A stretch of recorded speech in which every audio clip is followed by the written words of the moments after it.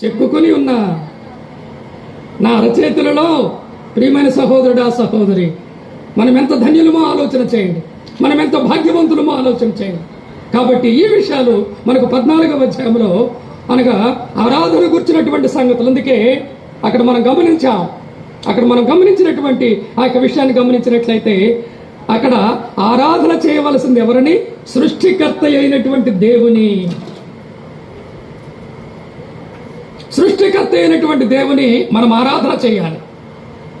సమస్తమును తన మాట చేతనే సృజించి నిర్వహించుచూ ఉన్నటువంటి సృష్టికర్తను మనం ఆరాధన చేయాలి. అంత మాత్రమే కాదు, ఆయన ఎవరు? ఆయన సర్వోన్నతుడైనటువంటి దేవుడు. కాబట్టి ఆయనను మనం ఆరాధన చేయాలి. కాబట్టి అందరికంటే ఉన్నతుడు, అన్ని నామముల కంటే పైనామము కలిగినటువంటి వాడు, తన అమూల్యమైనటువంటి కృపను దయను కనికరాన్ని మన ఎడల కుమ్మరించినటువంటి వాడు. యేసు ప్రభు తన ప్రేమను మనకి కొంత అనుగ్రహించడం కాదండి. రోమపత్రిక 5వ అధ్యాయంలో మనం చూసినట్లయితే ఆయన ప్రేమ మన హృదయాలలో ఏం చేయబడింది చెప్పండి? కుమ్మరింపబడింది. దేవుడు మనకు అనుగ్రహించేవన్నీ కూడా సమృద్ధిగా అనుగ్రహిస్తాడు. మన హృదయాలలో దేవుని యొక్క ప్రేమ కుమ్మరింపబడింది. ఎందుకు?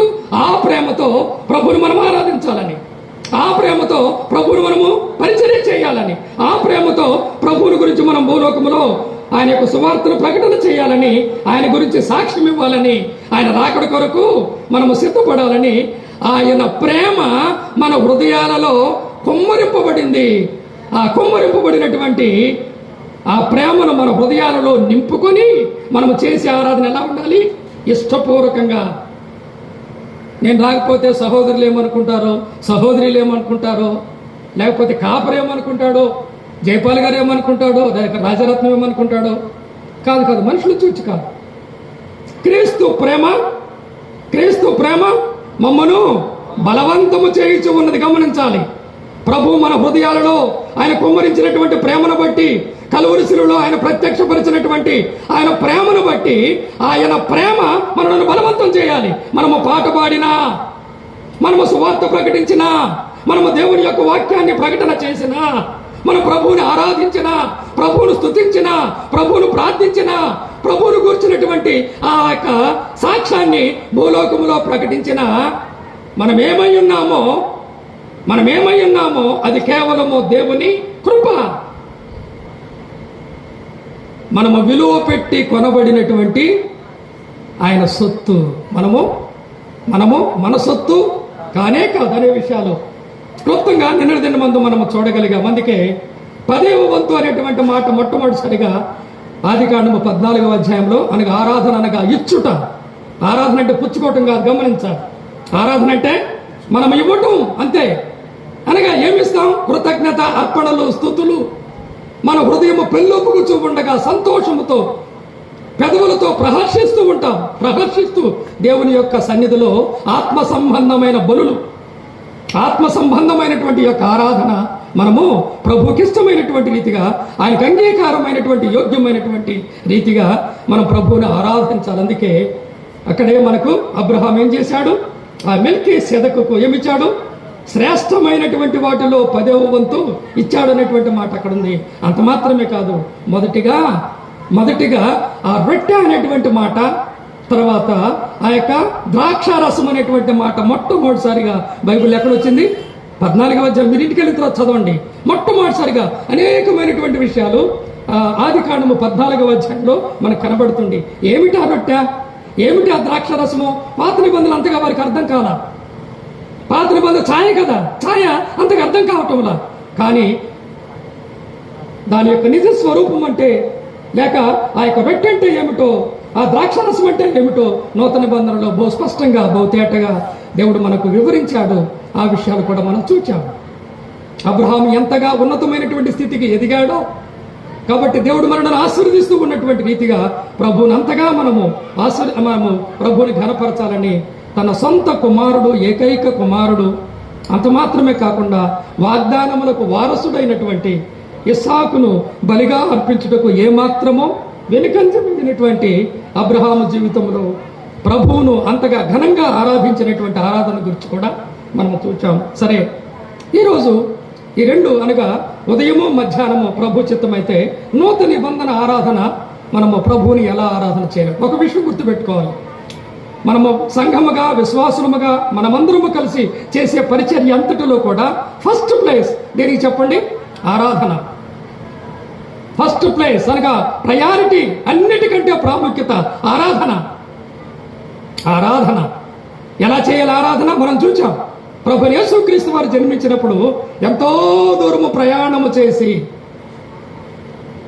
ఎంతగానో సిద్ధపడి ఎంతో ఆశతో మక్కువతో ప్రేమతో అనేకమైనటువంటి సమస్యలను ఒడిదుడుకులను ఓర్చుకొని సహించి నక్షత్రము వారికి దారిని చూపిస్తూ ఉండగా నక్షత్రము చూపించే ఆ దారి ప్రకారము వారు బెత్లెహేమునకు వచ్చి ప్రభు సన్నిధిలో వారు ఎలా ఆనందించారు?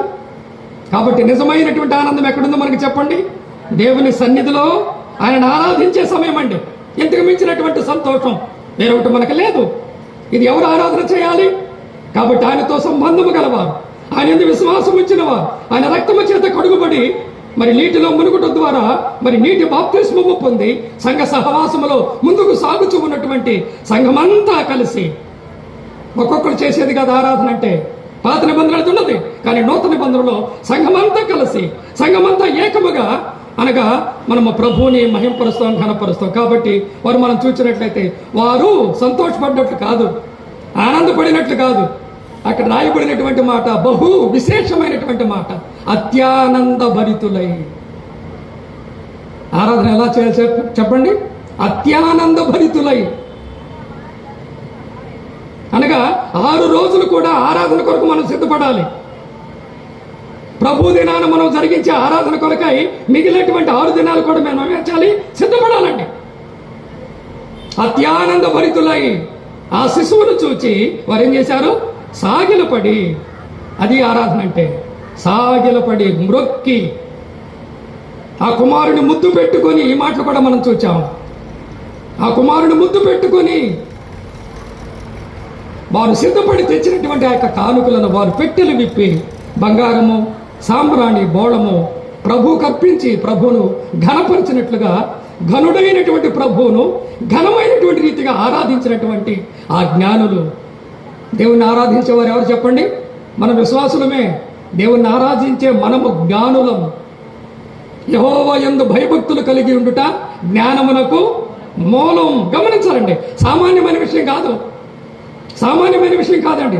ఇందులో అవిశ్వాసులకు పాలు లేదు, ఇందులో రక్షణ పొందినటువంటి వారికి పాలు లేనే లేదండి, అన్యులకు పాలు లేనే లేదు. అందుకే అబ్రహాము చేశాడు, ఆ గాడిదను ఆ పనివారిని అక్కడ పెట్టాడు. కొండెక్కింది ఎవరు? మోరియా కొండ మీదకి ఎక్కింది ఎవరు? వెళ్ళింది ఎవరు? అబ్రహాము, ఇస్సాకు మాత్రమే. కాబట్టి ప్రభువుని ఆరాధించేది వారు ఎవరంటే ఆయన రక్తము చేత కడుగుబడి బాప్తిస్మము పొంది సంఘ సహవాసములో కొనసాగుతూ ఉన్నటువంటి వారు సంఘముగా ఏకమై వారు కూడి వచ్చి సంతోషముతో కృతజ్ఞతతో ప్రభువుని ఆరాధన చేయాలని. ఎప్పుడెప్పుడు చేయాలి? ఈ విషయాల్లో మంచు ప్రతి ఆదివారము. ప్రతి విశ్వాసి గమనించండి, మన జీవితంలో ఏ ఆదివారము ఆరాధన చేయకుండా ఉండకూడదు. ఏ ఆదివారము కూడా ఆరాధన చేయకుండా మనం ఉండకూడదండి. ఎలాంటి పరిస్థితుల్లోనైనా, కొన్ని అనివార్యమైన పరిస్థితులు తప్పితే. నువ్వు హాస్పిటల్లో ఉన్నావు, అడ్మిట్ అయ్యావు, రాలేవు, అది వేరు. కానీ మిగిలినటువంటి సమయాలన్నింటిలో కూడా ప్రభువుని ఆరాధన చేయాలి. కాబట్టి ఈ నూతన నిబంధన ఆరాధన అనేది ఎవరు తెలియచేశారు, ఎవరు బోధించారు, ఏమని బోధించాడు, సమయాన్ని బట్టి కొన్ని విషయాలు మనము ఆలోచన చేద్దాం. కాబట్టి నిన్న ముందు మనం చూచాం, మన ప్రభువుని మనం ఎలా ఆరాధించాలి? ఆయన శ్రేష్టమైనటువంటి వాడు కనుక మన ఆరాధన ఏ రీతిగా ఉండాలి? ఈ విషయాలు గుర్తుపెట్టుకోవాలి. మన ఆరాధన శ్రేష్టమైనదిగా ఉండాలి. గమనించాలి, ఈ మాట గుర్తుపెట్టుకోండి. ఆరాధన ఎలా ఉండాలి? శ్రేష్టమైనది. శ్రేష్టమైనదంటే ఇంగ్లీష్లో ఏమన్నాడంటే ఎక్సలెంట్. 100 మార్కులకి 80 వస్తే ఎక్సలెంట్ కాదు, 100 మార్కులకు 99 వస్తే ఎక్సలెంట్ కాదు, అది వెరీ గుడ్. కానీ 100 మార్కులకు 100 మార్కులు వస్తే ఎక్సలెంట్. అర్థమైందా? కొంతమందికి 30 వస్తున్నాయి, కొంతమందికి 60 వస్తున్నాయి, కొంతమందికి 80 వస్తున్నాయి, కొంతమందికి 90 వస్తున్నాయి. కానీ దేవుడు కోరుకునేది ఏమిటి? ఎక్సలెంట్, శ్రేష్టమైనటువంటి ఆరాధన. ఈ మాట గుర్తుపెట్టుకోండి. మొదటిగా ఆరాధన గురించినటువంటి 5 మాటలు చెబుతున్నాయి, గుర్తుపెట్టుకోండి. ఆ తర్వాత వాటిని గురించినటువంటి వివరణ. నిన్న దినమందు శ్రేష్టమైనటువంటి ఆరాధన, శ్రేష్ఠుడైనటువంటి దేవునికి మనం ఏ రీతిగా అర్పించాలో నిన్నటి దినమందు క్లుప్తంగా కొన్ని సంగతులు మనం ఆలోచన చేశాం. కాబట్టి మన ఆరాధన ఏ రీతిగా ఉండాలి? అది శ్రేష్టమైనదిగా ఉండాలి. అనగా అన్నిటికంటే శ్రేష్టమైనది ఆరాధన. కాబట్టి అలాంటి శ్రేష్ఠుడైనటువంటి దేవుని యొక్క సన్నిధికి సంఘంగా మనం కూడి వచ్చి ప్రతి ఆదివారము ప్రభువుని మనము శ్రేష్టంగా ఆరాధన చేయాలని దేవుని యొక్క వాక్యము సెలవిస్తూ ఉన్నది. తర్వాత రెండవదిగా మనం గమనించినట్లయితే మనం అర్పించవలసినటువంటి ఆరాధన ఆత్మీయమైన ఆరాధన. రెండవది ఈ 5 మాటలు గుర్తుపెట్టుకోండి. మొదటి శ్రేష్టమైన ఆరాధన, రెండవది ఆత్మీయమైన ఆరాధన. ఆత్మీయమైన ఆరాధన అంటే అర్థం ఏమిటి? ప్రభువే చెప్పాడు. దేవుడు ఆత్మ కనుక. ఆత్మ అంటే అర్థం ఏంటి చెప్పండి? ఆయనను మనం చూడలేం, ఈ కన్నులతో చూడలేం, ఈ చేతులతో ఆయన తాకలేం. అనగా మన మధ్య ఉంటాడు, కానీ ఎక్కడ 2-3 కూడి ఉందరో వారి మధ్య నేను ఉంటానని అన్నాడు. కానీ ఆయన మనం ఈ కన్నులతో చూడలేం, మనం ఈ చేతులతో తాకలేం. ఎందుకంటే ఆయన ఆత్మరూపిగా మన మధ్య ఉన్నాడు. ఎందుకు నిన్న వచ్చినటువంటి వారు ఈరోజు రాలేదే? 10 మంది శుద్ధులయ్యారు కారా? ఏది మిగిలినటువంటి 9 మంది ఎక్కడా అని ప్రభు ఆశతో ఎదురు చూస్తూ ఉన్నాడు. ఆశతో ఎదురు ఇంకా రానటువంటి వారిని రమ్మని వారిని ప్రేరేపిస్తూ ఉన్నాడు. ఇక్కడ మనం చూసినట్లయితే రెండవదిగా ఇది ఆత్మీయమైనటువంటి ఆరాధన.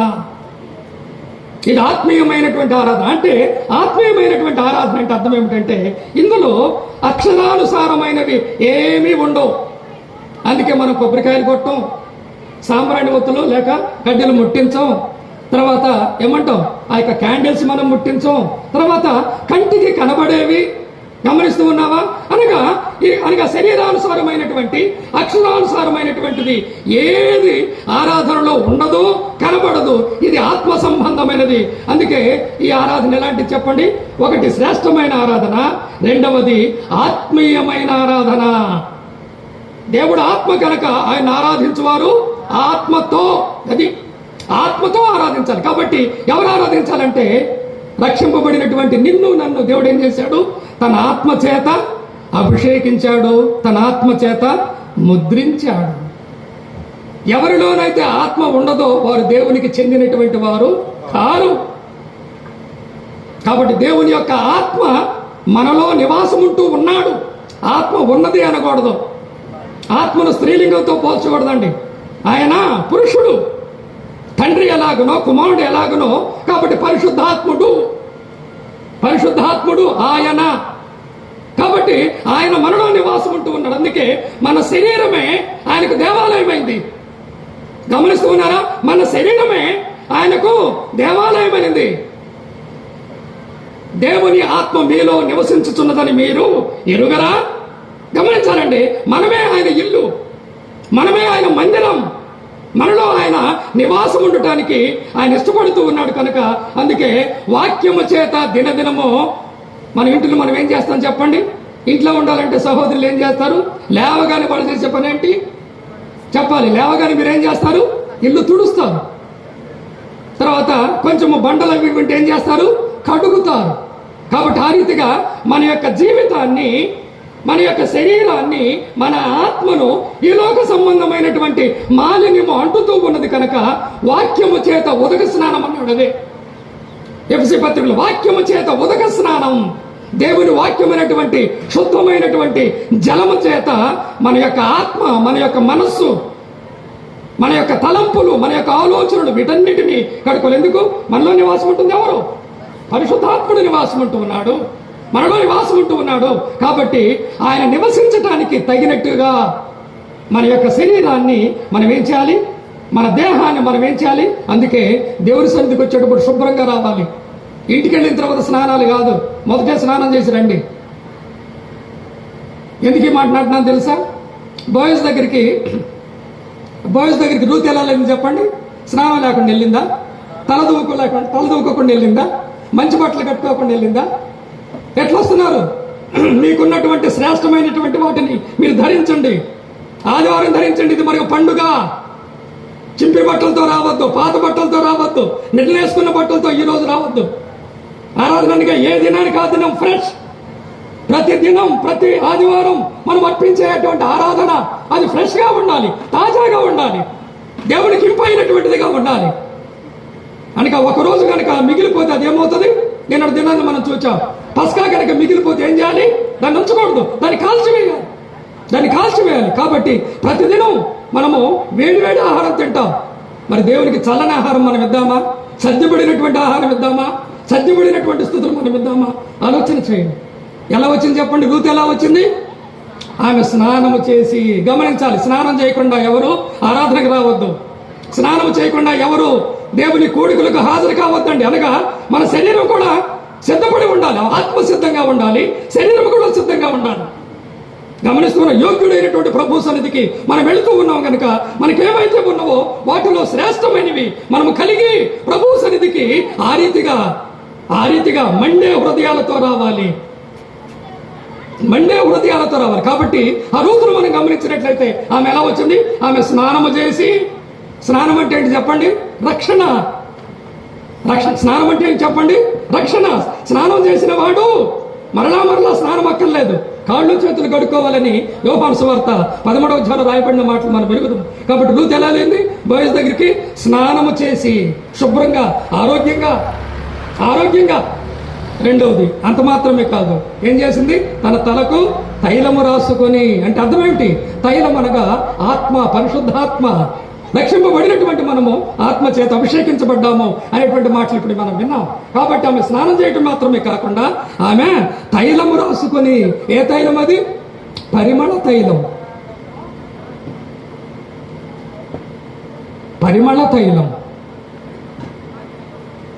బోయజుకు ఇష్టమైనటువంటి పరిమళ తైలం.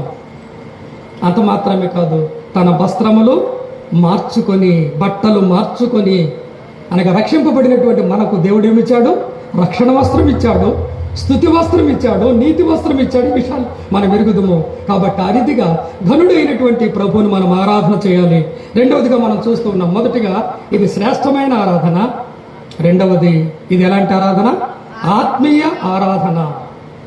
ఆత్మీయమైన లేక ఆత్మీయ ఆరాధన అనగా పరిశుద్ధాత్ముడే మనల్ని నడిపిస్తాడు. ఏ పాట పాడాలి, ఏ తలంపులు పంచుకోవాలి, ఎలా స్తుతించాలి, ప్రభువుని ఏ రీతిగా ఘనపరచాలి అనేది పరిశుద్ధాత్ముడే నడిపిస్తాడు. నువ్వు వాడు, నువ్వు చెప్పు అని ఎవరిని మనము ప్రాంప్ట్ చేయకూడదు. గమనించాలండి, ఎవరికి వారే మనం గమనించినట్లయితే అదే సిద్ధపాటు ఉంటుంది. ఎవరికి వారే. ఈ వారం నేనేం పాట పాడాలి, ఈ వారం నేను ఈ రీతిగా స్తుతులు చెల్లించాలి, ఈ వారము నేను ఈ రీతిగా సమయం దొరికినట్లయితే ఎలాంటి తలంపులు నేను పంచుకోవాలని సిద్ధపడటమంటది. కాబట్టి ఆత్మీయమైనటువంటి ఆరాధన మనుష్యులు నడిపించకూడదు, వ్యక్తులు నడిపించకూడదు.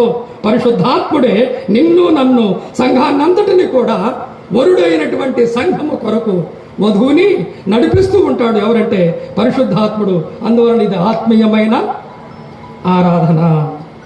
ఇది ఆత్మీయమైనటువంటి ఆరాధన. మూడవదిగా మనం చూసినట్లయితే ఇది ఆరాధన అంటే ఇది ఇంపైనటువంటి ఆరాధన.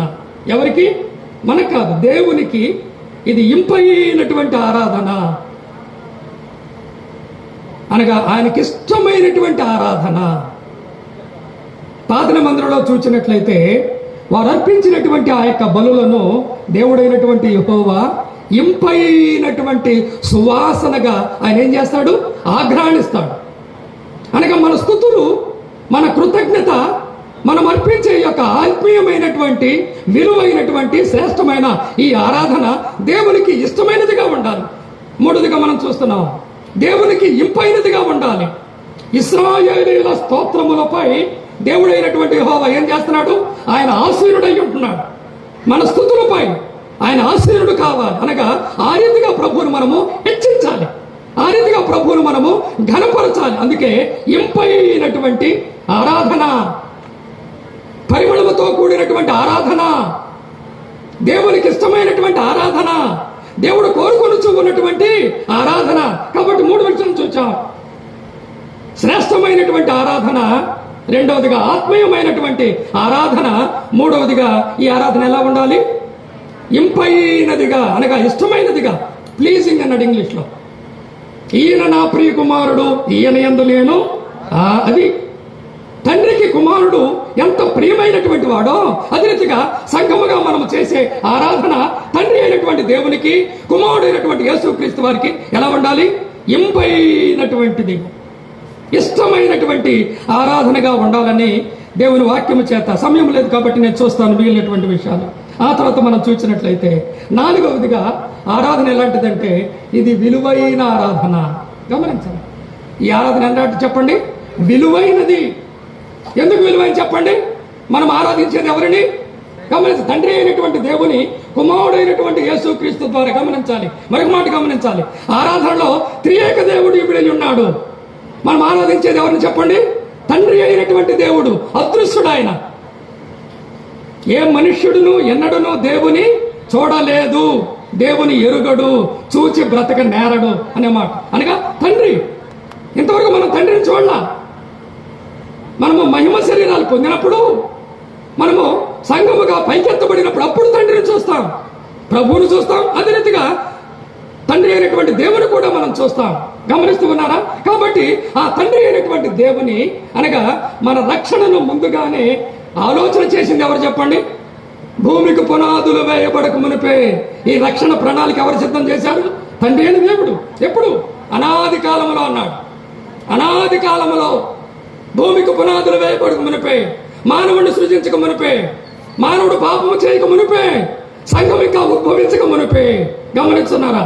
ప్రభు అయినటువంటి యేసుక్రీస్తు వారు భూలోకానికి రాక మునిపే అనాది కాలంలోనే తండ్రి అయినటువంటి దేవుడు ఈ యొక్క రక్షణ ప్రణాళికను ఆయన సిద్ధం చేశాడు. కనుక తండ్రి అయినటువంటి దేవుని మనం ఏం చేయాలి? కుమారుడు అయినటువంటి యేసుక్రీస్తు ద్వారా. గమనించాలి, తండ్రి అయిన దేవుని, కుమారుడు అయినటువంటి యేసుక్రీస్తు ద్వారా ఎలా ఆరాధన చేయాలి? ఇప్పుడే మనం విన్నాం కదా, పరిశుద్ధాత్ముడు మనల్ని నడిపిస్తూ ఉండగా. కాబట్టి ఆరాధనలో పరిశుద్ధాత్ముడు ఉన్నాడు, కుమారుడు అయినటువంటి యేసుక్రీస్తు వారు ఉన్నారు, తండ్రి అయినటువంటి దేవుడు. ఇంత గంభీరమైనది. కాబట్టి ఆరాధన ఎలాంటిది? అనగా ఆరాధన రాలేదంటే తండ్రిని అగౌరవపరుస్తూ ఉన్నాం, తండ్రిని నిర్లక్ష్యం చేస్తూ ఉన్నాం. ఈ మాట మాట్లాడటానికి భయం వేస్తుంది. ఎవరు మన దేవుడు? ఎలాంటి వాడు చెప్పండి? ఆయన దహించే. ఈ వేడికే మనం తట్టుకోలేకపోతున్నాము. ఆయన అగ్నికి ఆయన వేండ్రం అన్నాడు. ఆ వేండ్రం అంటే ఏమైందట? భూమి కూడా కరిగిపోయింది, కొవ్వులతో కరిగిపోయినట్లు భూమి. ఆయన ఏం చేయనక్కర్లేదు, ఆయన కోపడితే చాలు భూమి సృష్టి అంతా కూడా మహా వేండ్రంతో ఏమైంది? లైవ్ అయిపోద్ది అంతే. అనగా దేవుడు నీ ఎడల నా ఎడల ఎంత కృపో చెప్పండి. ఎన్నిసార్లు రాలా మనం, ఎన్నిసార్లు మర్చిపోయాం, వచ్చిన ఆరాధనలో ఎన్నిసార్లు నిద్రపోయాం, మనసు ఎక్కడో శరీరం ఇక్కడ అన్నట్లుగా ఎన్నిసార్లు మనం చేశాం. ప్రియమైన సహోదరుడు, సహోదరి, ఎంత గంభీరమైనది ఈ యొక్క ఆరాధన. 4వదిగా మనం చూస్తున్నాం, మనము చేసే ఈ యొక్క ఆరాధన బహు విలువైనది. నీ డబ్బు కంటే, నీ ఇంటి కంటే, నీ కుమారుల కంటే, నీ కుమార్తెల కంటే, మనకున్నటువంటి సమస్తము కంటే కూడా ఆరాధన విలువైనది. అందుకే మొదటి స్థానం దేవునికి ఇవ్వమన్నాడు. మొదట నా నీతిని, నా రాజ్యాన్ని మీరు వెతకండి, ఆ తర్వాత మీకేది కావాలో. ఇలాంటి ఆరాధన చేస్తే దేవుడు మన అక్కర తీర్చడా? ఇలాంటి ఆరాధన చేస్తే దేవుడు మనకు తోడుగా ఉండడా? ఈ రీతిగా ప్రభువుని ఆరాధిస్తే మన అక్కర తీర్చడా? తప్పనిసరిగా తీరుతుంది. ఇందులో ఎంతో ఆశీర్వాదం ఉన్నది, ఆరాధనలో ఎంతో ఆశీర్వాదం ఉన్నది. అక్కడే మనం చూచాం, 14వ అధ్యాయం నుండి మనం చూచాం, అబ్రహాము అక్కడ ఆశీర్వదింపబడ్డాడు. ఆశీర్వదింపబడినటువంటి అబ్రహామును మనం చూస్తాం. ఆ ప్రభువుని ఆరాధిస్తూ ఉండగా ప్రభు మనలను ఆశీర్వదించేవాడుగా ఉన్నాడు. కాబట్టి ఇది విలువైన ఆరాధన. ఎందుకు విలువైన ఆరాధన చెప్పండి? మన రక్షకుడైనటువంటి యేసుక్రీస్తు వారు ఎంత విలువైన వాడు, ఆయన కాల్చినటువంటి రక్తం ఎంత విలువైనది, ఆయన కలువరి శిలువలో చేసినటువంటి బలియాగం ఎంత విలువైనది. గమనిస్తూ ఉన్నారు. కాబట్టి అందువలన ఆయన రక్తము చేత కొడుగుబడినటువంటి సంఘం దేవుని దృష్టికి ఎంత విలువైనది. కాబట్టి అందుకే ఈ ఆరాధన విలువైనది. ఈ ఆరాధన విలువైనది. విలువైనటువంటి యొక్క ఆరాధనను మనము దేవుని బిడ్డలంగా సంఘంగా కూడి వచ్చి మరి ఆరాధన చేయాలని 4వదిగా మనం చూస్తూ ఉన్నాము. మరి చివరిగా మనము చూసినట్లయితే ఇది దీవెనకరమైన ఆరాధన. ఈ ఆరాధన ఎలాంటి చెప్పండి? దీవెనకరమైంది. అనగా మనము రాకపోతే నష్టపోయేది ఎవరు? మనమే.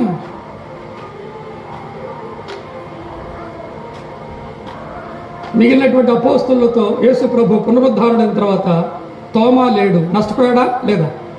నష్టపోయాడా లేదా? నష్టపోయాడు. అందుకే అనుమానం, అందుకే సందేహం, అందుకే యేసు ప్రభు మరలా ప్రత్యక్షమయ్యాడు. తోమా గురించి మరలా ప్రత్యక్షమయ్యాడు. అప్పుడు అతడిలో ఉన్నటువంటి అనుమానము తొలగిపోయింది. ఇది దీవెనకరమైన, ఈ మాటలు గుర్తుపెట్టుకోండి. మొదటిగా నేను చెబుతూ ఉన్నాను కాబట్టి ఆరాధన గురించినటువంటి 5 తలంపులు.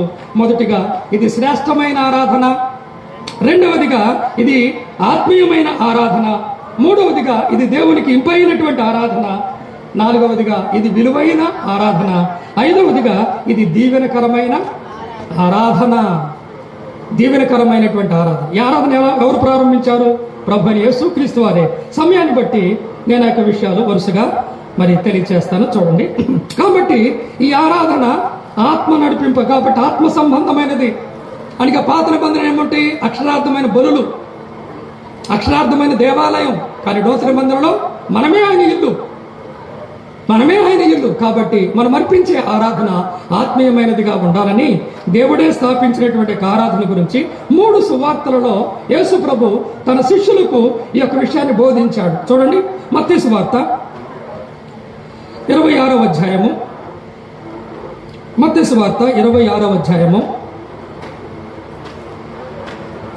26వ వచనం నుండి 30 వరకు చదువుతూ ఉన్నారు. మత్తయి, ఈ నోట్ చేసుకోవాలి మీరు. మత్తయి సువార్త 26వ అధ్యాయము 26 నుండి 30 వరకు. అనగా దీనిలో ఏమాత్రమో మనము తొలగిపోవటానికి వీలు లేదు. అందుకే దీనిలోది మనము తీయకూడదు, కలపకూడదు. ఏది తీయకూడదు, ఏది కలపకూడదు. ఒకవేళ తీస్తే ఏమైంది, కలిపితే ఏమైంది? ప్రకటన గ్రంథంలో శాపగ్రస్తుడు అన్నాడు. ఏది మనం కలపకూడదు, ఏది మనము తీయకూడదు అంటే ఉన్నది ఉన్నట్లుగా ప్రభు మనకు నేర్పినట్లుగా విలువైన ఆరాధన చేద్దాం, ఆత్మీయమైనటువంటి ఆరాధన చేద్దాం, ఇంపైనటువంటి దేవుని ఆరాధన మనం చేద్దాం. మత్తయి సువార్త 26వ అధ్యాయము 26 నుండి 30 వరకు రాయబడినటువంటి ఒక మాటలు.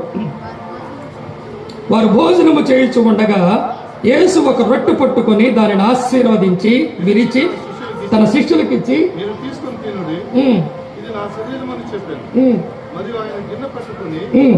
కృతజ్ఞతాస్తుతులు చెల్లించి వారికిచ్చి, దీనిలోకి మీరందరూ త్రాగుడి, ఇది నా రక్తము, అనగా పాపక్షమాపణ నిమిత్తము అనేకుల కొరకు చెల్లించబడుతున్న నిబంధన రక్తము.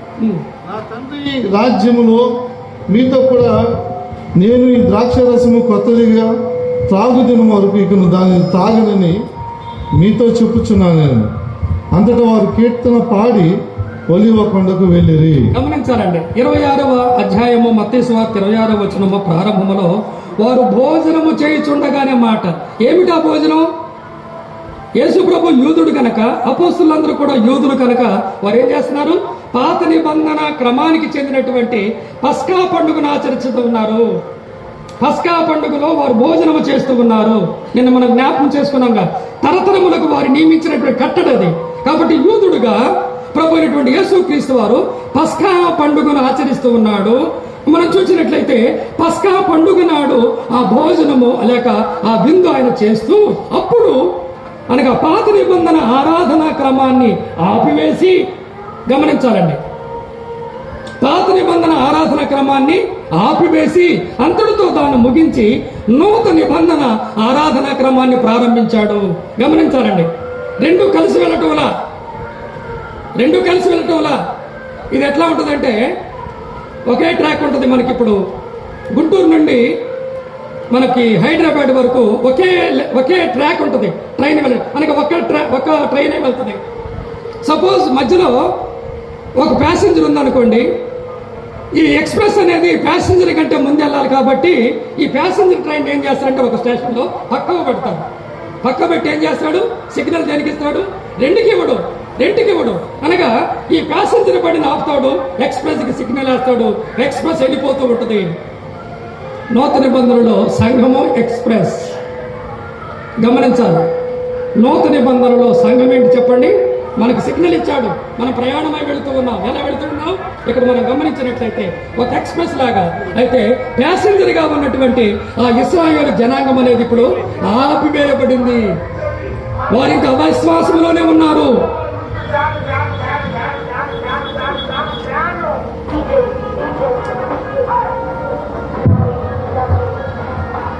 సందర్భం అది. ఎప్పుడు ప్రారంభించాడు? ఆ పస్కా పండుగను ఆచరిస్తూ ప్రభు అయినటువంటి యేసుక్రీస్తు వారు ఆ పాత నిబంధన ఆరాధన క్రమాన్ని ఆపి పస్కా యొక్క నిజ స్వరూపమైనటువంటి తాను జరిగించనయ్యినటువంటి ఆ బలియాగాన్ని ఆధారంగా చేసుకొని ప్రభు తన శిష్యులకు నేర్పినటువంటి, మొదటిగా బయలుపరిచినటువంటి ఆత్మీయమైనటువంటి ఆత్మ సంబంధమైన ఆరాధనది. గమనించాలి అక్కడ 26వ వచనంలో, వారు భోజనము చేయుచుండగా యేసు ఒక రొట్టె పట్టుకొని దానిని ఆశీర్వదించి విరిచి తన శిష్యులకు ఇచ్చి, మీరు తీసుకుని తినుడి, ఇది నా శరీరం అని చెప్పాను. కాబట్టి అనగా తన యొక్క కలువరి శిలువలో ఆయన జరిగించవలసినటువంటి బలియాగమును వారికి గుర్తు చేస్తూ యేసుప్రభు ఇక మరణించాల, దానికి ముందుగానే సిద్ధమవుతూ ఉన్నాడు. ఆ మరణానికి సిద్ధమయ్యాడు. యేసుప్రభు భూలోకానికి వచ్చిందందుకే. కాబట్టి ఇది ప్రారంభించింది యేసుప్రభువే. ఈ ఆరాధనకు మూలం, ఈ ఆరాధనకు సమస్తం యేసుప్రభువే. అందుకే అక్కడ మనం గమనించినట్లయితే అనగా ప్రభువే అధికారపూర్వకంగా విత్ హిజ్ అథారిటీ ఆరాధనను ఆయన ఆజ్ఞాపూర్వకముగా ఈ రీతిగా చేయమని తన శిష్యులకు మొట్టమొదటిసారిగా నేర్పించినటువంటి ఆ విధానాన్ని మనం చూస్తూ ఉన్నాం. దానిని ఆశీర్వదించి విరిచి తన శిష్యులకు ఇచ్చి, మీరు తీసుకొని తినుడి, ఇది నా శరీరం అని చెప్పాను. తన శరీరాన్ని గుర్చినటువంటి మాట, అది రొట్టెకు సాదృశ్యం. తర్వాత మనం చూసినట్లయితే, మరియు ఆయన గిన్నె పట్టుకుని కృతజ్ఞతాస్తుతులు చెల్లించి వారికిచ్చి, దీనిలోనిది మీరందరూ త్రాగుడి, ఇది నా రక్తము, అనగా పాప క్షమాపణ నిమిత్తము అనేకుల కొరకు చిందింపబడుచు ఉన్న నిబంధన రక్తం. అనగా ఇప్పుడు పాత నిబంధన క్రమము నిలిపివేయబడింది, పాత నిబంధన క్రమము ఆపివేయబడింది. కాబట్టి నూతన నిబంధన క్రమం అనేది ప్రారంభించబడుతూ ఉన్నది. కాబట్టి నూతన నిబంధనలో సంఘముగా విశ్వాసులమైనటువంటి మనము ఈ నూతన నిబంధన అనేటువంటి ఆత్మీయమైనటువంటి ఆరాధన ఏ రీతిగా చేయాలో ప్రభు అయినటువంటి యేసుక్రీస్తు వారు మనము మూడు సువార్తలలో మత్తయి సువార్తలో, మార్కు సువార్తలో, తర్వాత లూకా సువార్తలో ఈ యొక్క విషయాలు రాయబడ్డాయి. అదే రీతిగా ఆ మేడ గది మీద దీన్ని కూర్చున్నటువంటి వివరణ యోహాను సువార్తలో ప్రభు ఇచ్చినట్లుగా మనము చూస్తుంది. కాబట్టి దీన్ని ప్రారంభించింది ఎవరు? ప్రభు అయిన యేసుక్రీస్తు వారు. ఈ ఆరాధనకు మూలం ఎవరు? యేసు ప్రభు. అందుకే నన్ను జ్ఞాపకము చేసుకొనుట కొరకై అనేటువంటి మాట మనకు లూకా సువార్తలో కనబడుతుంది.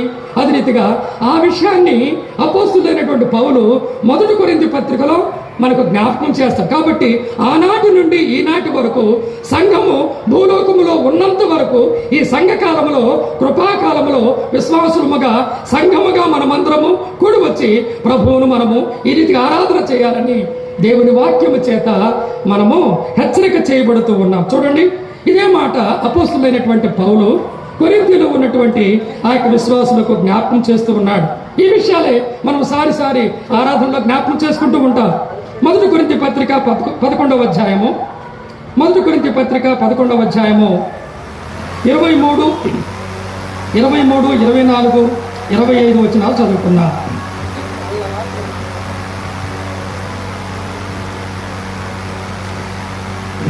నేను మీకు అప్పగించిన దానిని ప్రభువు వలన పొంది తిని. కాబట్టి ఏదైతే ప్రభు అయినటువంటి యేసుక్రీస్తు వారు తన శిష్యులకు బయలుపరిచాడో, తన శిష్యులకు బోధించాడో, తన శిష్యులకు నేర్పించాడో, అదే రీతిగా అపోస్తులైనటువంటి పౌలు కూడా సంఘాన్ని గురించినటువంటి అనేకమైనటువంటి విషయాలు తెలియచేశాడు. కనుక ప్రభు తనకు అప్పగించినటువంటి ఆ విషయాన్ని, ఆరాధనకు సంబంధించినటువంటి ఆ విషయాన్ని ఇక్కడ అపోస్తులైనటువంటి పౌలు జ్ఞాపకం చేస్తూ ఒక మాట అంటూ ఉన్నాడు.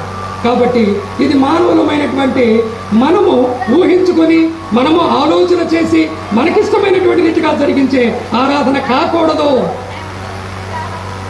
అనగా దేవుడు మన కొరకు బయలుపరిచినటువంటి ఈ యొక్క విషయాలలో ఏ విషయంలో కూడా మనం బయటికి వెళ్ళకూడదు, ఏ విషయాల్లో కూడా మనం కలపకూడదు. ఒకవేళ తీసివేసినా కలిపినా అది దేవుని చిత్తానుసారమైనటువంటి ఆరాధన కానే కాదు. మనము దీవెన పొందాం, శాపమే పొందుతాం, అనగా దీవెన పోగొట్టుకుంటాం అనేటువంటి విషయాన్ని మనం జ్ఞాపకం చేసుకోవాలి. నేను మీకు అప్పగించిన దానిని ప్రభువు వలన పొంది తిని అని ఏ రీతిగా ప్రభు తన శిష్యులకు ఆరాధనకు వచ్చినటువంటి విషయాలు తెలియచేశాడో ఆ విషయాలు ఇక్కడ తెలియచేస్తూ ఉన్నాడు. గమనించండి, మనం ఇప్పుడు విన్నటువంటి ఇక 5 విధాలైనటువంటి అనగా ఆరాధనకు సంబంధించినటువంటి 5 ప్రాముఖ్యమైనటువంటి విషయాల్లో ఇది శ్రేష్టమైనటువంటి ఆరాధనని, ఇది ఆత్మీయమైనటువంటి ఆరాధనని రెండవదిగా మనం చూచాం. 1-2 సంగతులు మీ గమనానికి నేను తీసుకున్నాను. ఎందుకు ఇది ఆత్మ సంబంధమైన లేక ఆత్మీయమైనటువంటి ఆరాధన? అనేకమైన విషయాలు ఎప్పటి వరకు మనం విన్నాం. 1-2 సంగతులు మనం విందాం. చూడండి, ఇది ఆత్మీయమైనటువంటి ఆరాధన. మొదటి కొరింథీ పత్రిక 14వ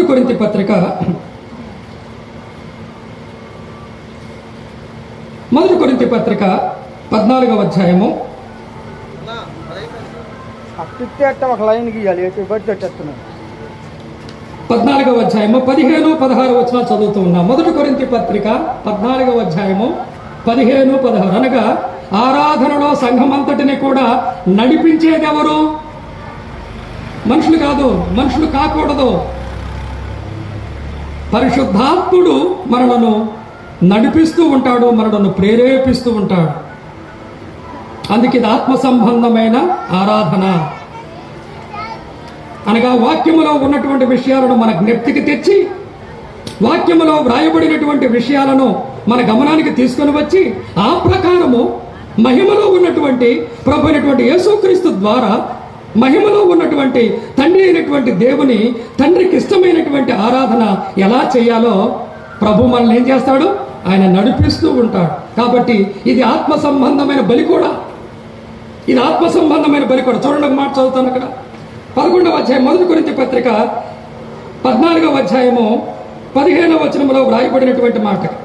కాబట్టి ఆత్మతో ప్రార్థన చేతును గమనించాలి. మనం ప్రార్థన చేసేటప్పుడు కూడా ఆత్మ నడిపింపు, ఆత్మ ప్రేరేపణ, ఆత్మను కలిగినటువంటి మనము ఆత్మ స్వాధీనములో ఉండి, అందుకే ఆత్మపూర్ణులై ఉండు అనేటువంటి మాట. అనగా ఆత్మ స్వాధీనములో ఉండాలి, ఆత్మ స్వాధీనములో ఉండాలి. ఆత్మ పరిశుద్ధాత్ముడు ఏ రీతిగా మనల్ని నడిపిస్తూ ఉన్నాడో, అది పాట కావచ్చు, అవి స్తుతులు కావచ్చు, అవి కృతజ్ఞతాస్తుతులు కావచ్చు, లేక ఆ యొక్క శిలువ ధ్యానానికి సంబంధించినటువంటి ఆ యొక్క తలంపులు కావచ్చు. మన సొంత ఉద్దేశాలు, సొంత ఆలోచనలు కాదు, కానీ ఆత్మ ప్రేరణ, ఆత్మ నడిపింపును బట్టి ఆరాధన అంతటిలో కూడా ప్రారంభము నుండి అంతము వరకు ఆరాధన ద్వారా ఆత్మీయమైనటువంటి ఆరాధన మనము జరిగిస్తూ ప్రభువును మనము ఘనపరచాలి. ఇక్కడ మనం చూసినట్లయితే కాబట్టి ఆత్మతో ప్రార్థన చేతును, మనస్సుతో ప్రార్థన చేతును, తర్వాత ఆత్మతో పాడుదును. గమనించాలండి, ఆత్మతో ప్రార్థన చేతును అనేటువంటి మాట ఉన్నది. రెండవదిగా ఆత్మతో పాడుదును అనేటువంటి మాట ఉన్నది. 16వ వచనంలో లేని ఎడల నీవు ఆత్మతో స్తోత్రము చేసినప్పుడు, అనగా ఆత్మ స్వాధీనములో లేకుండా, ఆత్మ నడిపింపు లేకుండా ఒకవేళ నీవు ప్రార్థన చేసినా, ఒకవేళ నీవు పాటలు పాడినా, ఒకవేళ నీవు స్తుతులు చెల్లించినా, అది ఇతరులకు అర్థం కాదు, అది దేవుని చిత్తానుసారమైనది కాదు అనేటువంటి మాట అక్కడ మనము చూడగలుగుతూ. కాబట్టి ఆత్మ నడిపింపు అనేటువంటి మాటను ఇక్కడ మనం చూస్తాం. కాబట్టి పరిశుద్ధాత్ముడు మనలో నివాసం ఉంటూ మహిమ కలిగినటువంటి ప్రభు అయినటువంటి యేసుక్రీస్తు ద్వారా తండ్రి అయినటువంటి దేవుని ఎలా మనం ఆరాధన చేయాలో, ఆత్మీయమైనటువంటి ఆరాధన ఎలా చేయాలో, శ్రేష్టమైనటువంటి ఆరాధన ఎలా చేయాలో, దేవునికి ఇంపైనటువంటి ఆరాధన ఎలా మనం చేయాలో, విలువైనటువంటి ఆయన ఆగ్రహించుటకు తగినటువంటిదిగా ఆరాధన మనం ఎలా చేయాలో పరిశుద్ధాత్ముడు మనం నడిపిస్తూ. మరొక మాట నేను చదువుతాను, చూడండి. కొలస్సీ పత్రిక 3వ అధ్యాయము, కొలస్సీ పత్రిక 3వ అధ్యాయము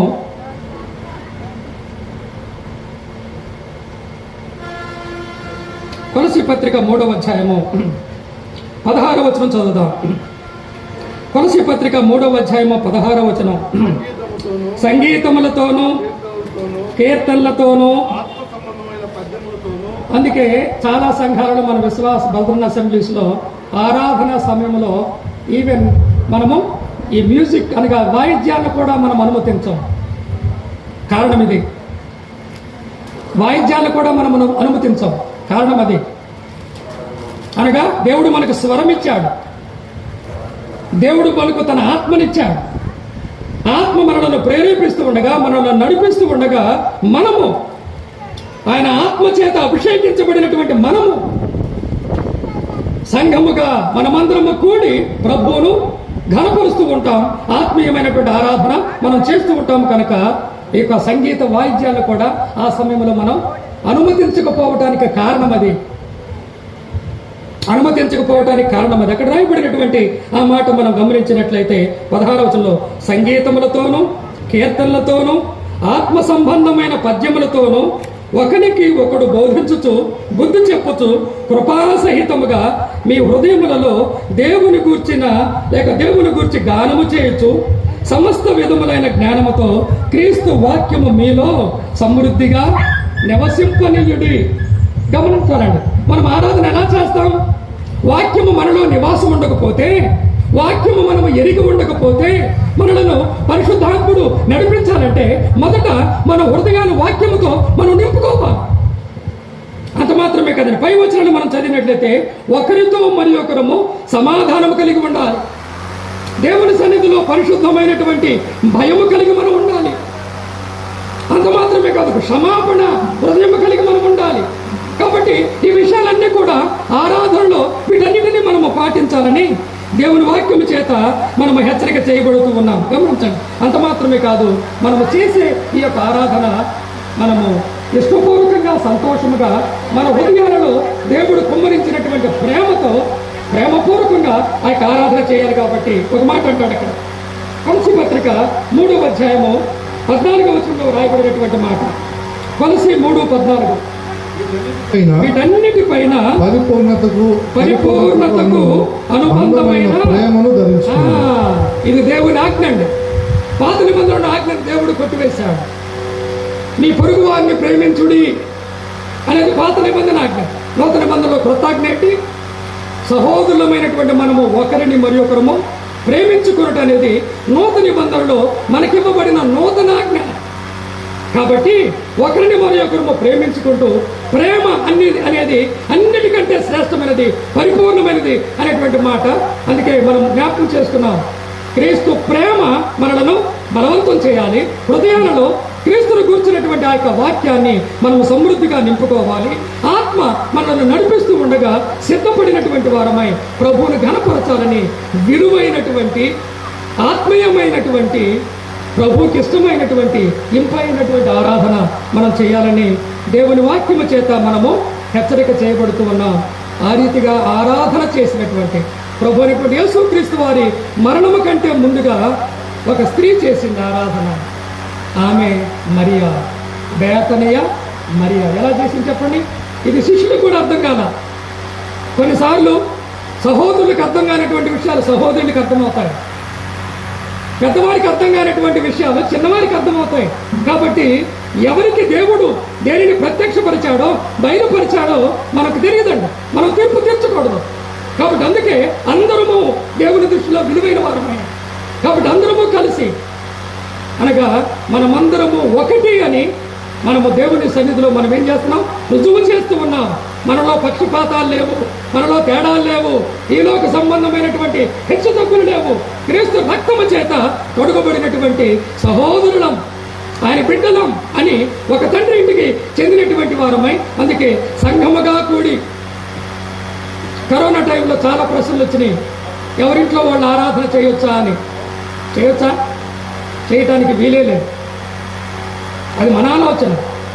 సంఘముగా కూడి రావాలంటే, సంఘముగా కూడి రావాలి అందరము కలిసి, అనగా క్రీస్తు శరీరమైనటువంటి సంఘం కూడి రావాలి. ఎప్పుడెప్పుడు రావాలి? నిన్న మనం చూచాం, ప్రతి ఆదివారమున ప్రతి విశ్వాసి.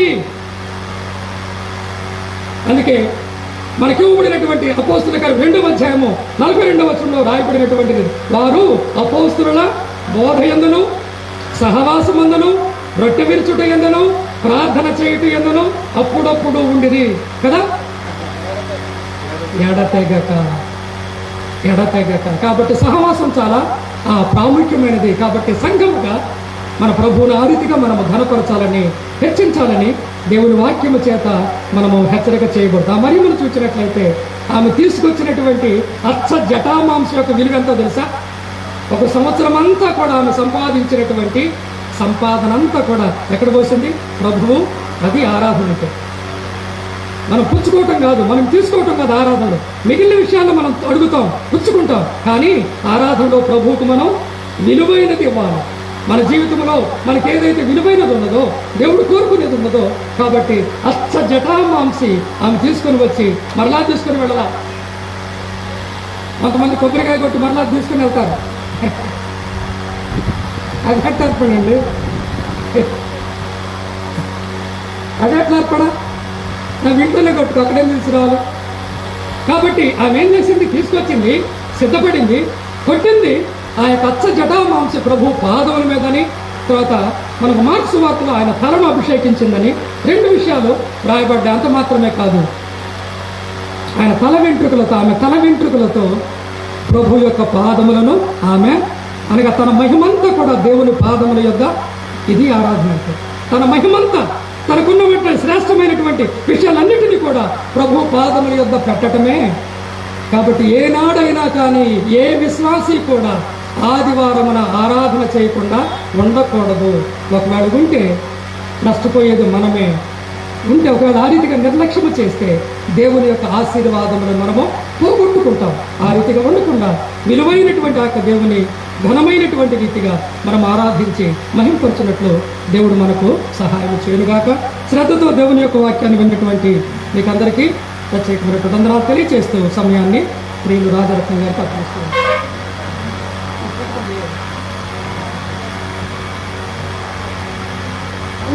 ప్రభునందు ప్రియులారా, మొట్టమొదటిగా భవానీ శంకర్ అన్న వేదిక మీదకి రండి. ప్రియులారా, ఇంతవరకు ఆరాధన గురించిన సంగతులు, విలువైన ఆరాధన, క్రైస్తవుని యొక్క జీవితంలో ఉండవలసిన ప్రాముఖ్యమైన కదండి ఘట్టం ఆరాధన. సేవించటం కంటే ఆరాధించటం చాలా ప్రాముఖ్యమని మనం విన్నాం. సర్వీస్ కన్నా వర్షిప్ చాలా ప్రాముఖ్యమని మనం విన్నాం. అమూల్యమైన సంగతులు, ఆరాధన గురించిన తలంపులు మనము పోయినసారి ఏర్పాటు చేసిన సభల్లో మనం విన్నాం. మళ్ళీ ఈ సంవత్సరం ఏర్పాటు చేస్తున్న ఈ సభల్లో స్థానిక సంఘానికి ఆరాధన గురించిన ప్రాముఖ్యత ఏమిటో తెలియాలని మనము ఈ సంగతులు నేర్చుకుంటూ ఉన్నాం. కాబట్టి ఈ సంగతులు ప్రభు మాట్లాడుతుంటుండగా విని మేలు పొందిన వారు, విని క్షేమాభివృద్ధి పొందుతున్న వారు ఉన్నారు. అందుని బట్టి దేవునికి స్తోత్రం. మనము ఎలాగో ఆరాధిస్తున్నాం, ఏ ఏ హృదయాలతో దేవుని సన్నిధికి వస్తున్నాం అనే సంగతులు మనం నేర్చుకుంటున్నాం. కనుక విన్న సంగతులు మనము పట్టుకొని పోకుండా వాటిని నెమరు వేసుకుంటూ జాగ్రత్తగా మన గమనంలో అవి ముందుకు కొనసాగించుకోవాలని, ఆరాధన జీవితంలో, ఆత్మీయ జీవితంలో, ఆరాధన జీవితంలో వాటిని గట్టిగా చేపట్టుకొని ఆ ప్రకారంగా ముందుకు సాగాలని ప్రేమతో మనం చేస్తున్నాం. వాక్యం అందించిన దేవుని దాసులు మరి శంకరకన్న గారికి ప్రేమ వందనాలు తెలియజేస్తున్నాం. మరి పిల్లలు, రెండవదిగా భవానీ శంకర్ అన్న గారు మన మధ్యకి వచ్చారు. నేను వచ్చిన జనం కూడా రాలేదు ఈరోజు. కారణం ఏంటంటే ఎండలు తీవ్రత చాలా ఎక్కువగా ఉంది. అయినా మీరందరూ ఓపికగా కూర్చొని కొంతమంది అయినా దేవుని వాక్యం వింటున్నారు.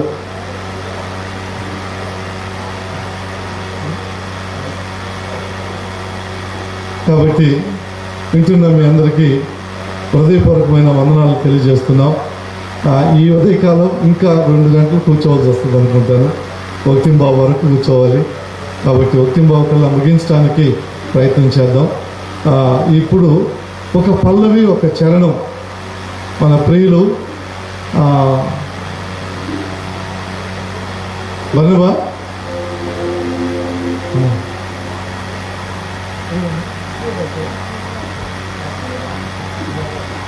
చార్లీ షడ్రకన్నా ఇద్దరు కలిసి పడతారంటే ఒక పల్లె వచ్చారు అని ఇంతవరకు వాక్యం చెప్తున్నారు అనుకుంటున్నాం మనం.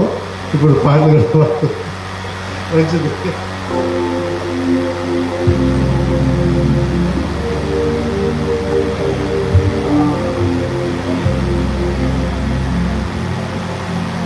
మీ మధ్య దేవుని యొక్క వాక్యాన్ని మరి పంచుకోవటం అనేది మీరు ఎరుగురు. నేను రాసిన పాటలు కూడా ఉన్నాయి. నేను రాసినటువంటి ఆ పాటలకు నేనే స్వరకల్పన కూడా నేనే చేశాను. అయితే ఇవి మా స్థానిక సంఘంలో అనగా కృష్ణబాబులో ఉన్నటువంటి స్థానిక సంఘంలో ఉన్నటువంటి విశ్వాసులు పాడుకునేవే. అయితే మీతో మొట్టమొదటిసారిగా వీటిని పరిచయం చేస్తున్నాను. బహు సులువైనది. ఆ ట్యూన్ అనేది చాలా సింపుల్గా ఉంటుంది. కాబట్టి సహోదరులు చక్కగా వాయిస్తున్నారు కాబట్టి, వారు ఉన్నారు కాబట్టి పాట పాడాలి అనేటువంటి ధైర్యం నాకు కలిగింది. ఇది సువార్త పాట. ఉదయాన మనం అన్ని ఆరాధనకు సంబంధించినటువంటి స్తుతులకు సంబంధించినటువంటి పాటలు పాడాం. ఇది సువార్త పాట.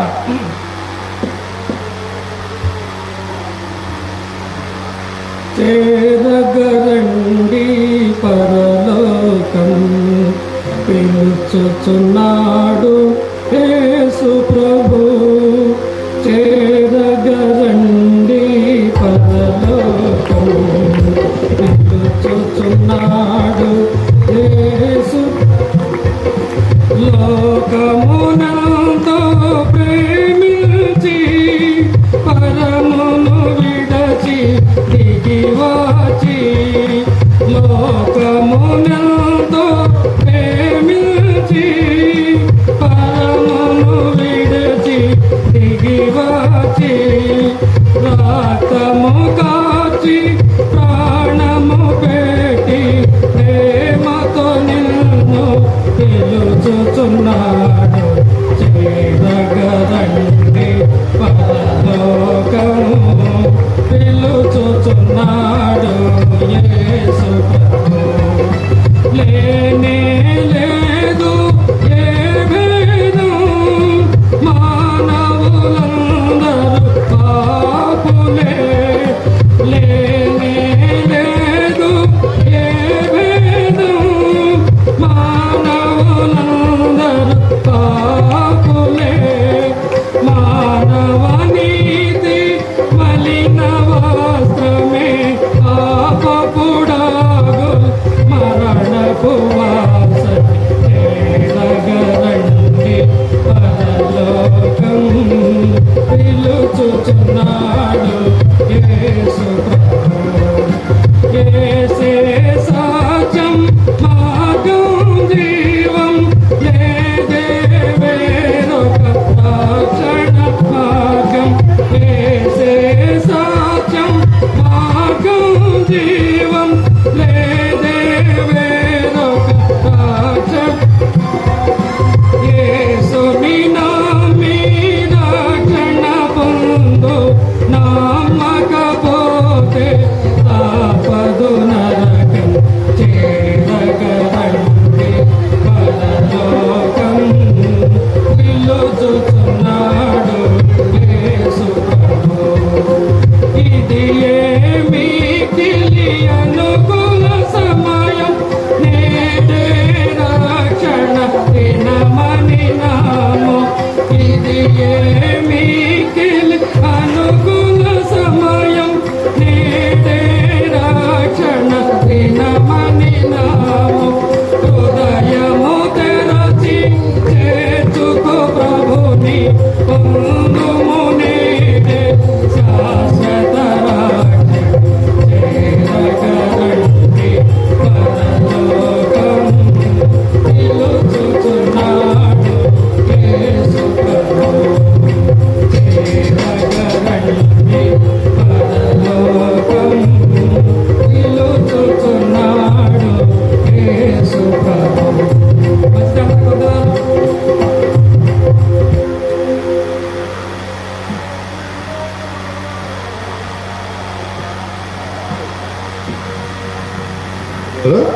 రెండవ వర్తమానానికి ముందుగా మరి కోలా ఇస్రాయల్ గారు దర్శిలో నుంచి, పెద్ద దర్శి నుంచి మన మధ్యకి వచ్చారు.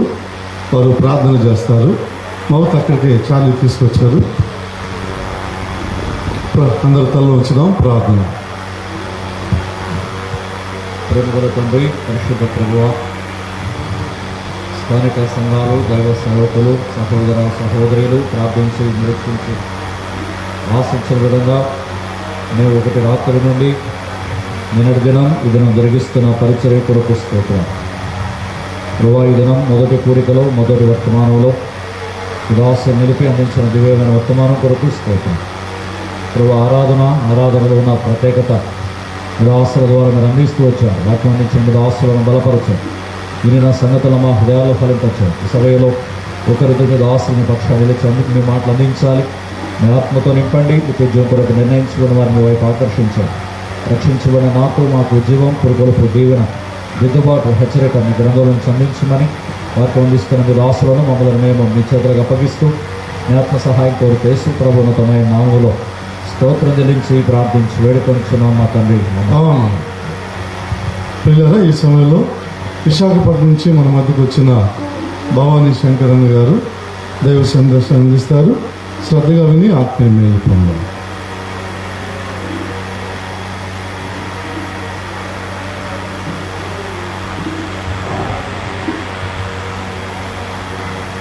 ఉదయకాల సమయంలో చేరువచ్చిన పరిశుద్ధులందరికీ కూడా ప్రభువైన యేసుక్రీస్తు నామంలో నా వందనాలు తెలియజేస్తున్నాను. ఈ రెండో దినంలో కూడా ప్రభు చక్కటి ప్రవేశం మనకు దయచేశాడు.